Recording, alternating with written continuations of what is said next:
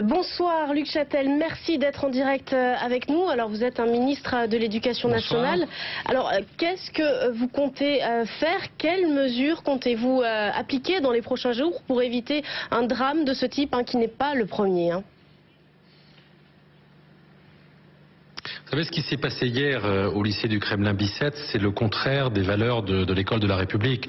Le lycée, ça doit être le lieu naturellement d'apprentissage, mais où doit s'exprimer un climat de paix, de tolérance, de respect mutuel.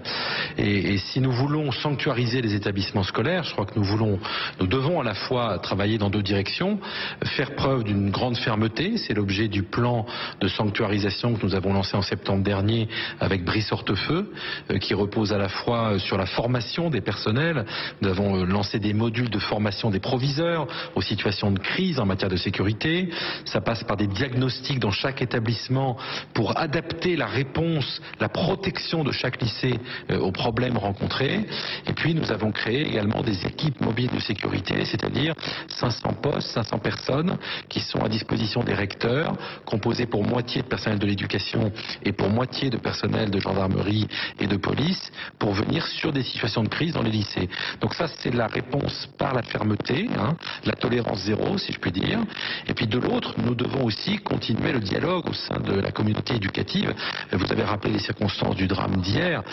C'est épouvantable parce que c'est une banalisation atroce de la violence. Tout ça, pour un effaceur, pour un échange de regards. À la fin, ce sont deux vies qui sont gâchées et c'est un drame qui choque l'ensemble de la communauté éducative. Luc Châtel, on vous l'avait dit, une banale histoire d'effaceur certes, mais on a entendu les représentants des lycéens, ceux de la Fidèle en particulier. Il y a aussi des responsables politiques comme Marielle de Sarnez qui réclament encore plus d'effectifs dans les établissements. Qu'est-ce que vous répondez vous ce soir ?